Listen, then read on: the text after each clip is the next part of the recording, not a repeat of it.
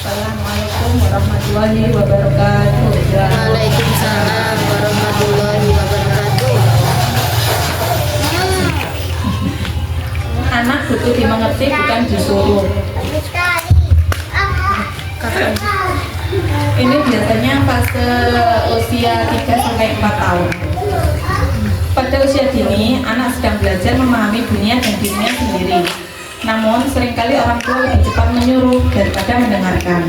Padahal, anak tidak hanya butuh arahan, tapi juga butuh dipahami. Ketika anak merasa dimengerti, ia akan lebih mudah diarahkan, lebih percaya pada orang tua, lebih tenang dan terbuka mengungkapkan perasaannya. Makna utamanya, dimengerti bukan berarti membiarkan anak sesuka hati. Artinya, orang tua hadir dan memahami alasan dibalik perilaku anak. Contoh, waktu anak nangis gitu ya, jangan nangis terus, kan gitu. Tapi, kamu sedih karena mainannya rusak ya, yuk kita perbaiki bareng. Dengan begitu, anak belajar bahwa perasaannya valid dan ada cara positif untuk menanganinya. Langkah-langkah memahami anak. 1. Dengarkan tanpa memotong. Biarkan anak menyampaikan apa yang ia rasakan meski belum jelas. 2. Validasi perasaannya. Katakan, mama tahu kamu kecewa, atau wajar kok kamu marah. 3. Jadi cermin emosi yang tenang. Anak belajar mengatur emosi dari ekspresi dan nada suara orang tuanya. 4. Berikan pilihan, bukan perintah. Misalnya, kamu mau sikat gigi dulu atau pakai piyama dulu. 5. Berikan contoh nyata. Anak meniru dari perilaku, bukan kata-kata. Manfaat bagi anak: tumbuh rasa aman dan percaya, lebih terbuka berkomunikasi, belajar mengenal dan mengelola emosi, terbangun kedisiplinan dari kesadaran, bukan ketakutan. Kesimpulan, anak yang dimengerti akan lebih mudah diarahkan, sementara anak yang hanya disuruh akan belajar menolak atau takut. Anak tidak butuh banyak kata, ia butuh hati yang mau mendengarkan. Terima kasih.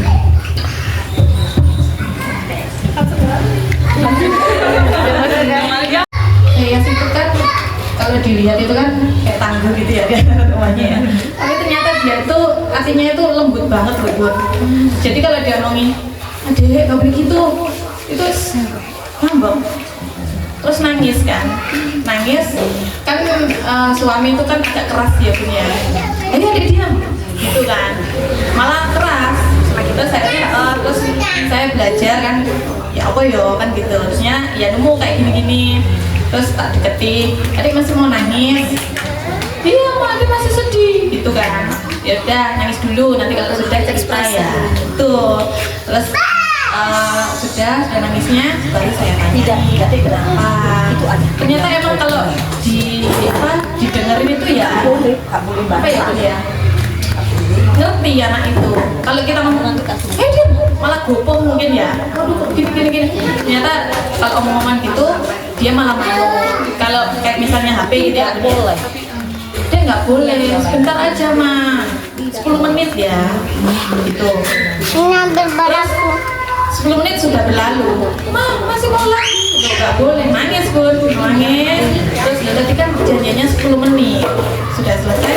Saya omongin gitu, akhirnya ngerti. Jadi emang harus omong-omongan gitu bun. Kalau kita keras, ternyata emang lebih keras.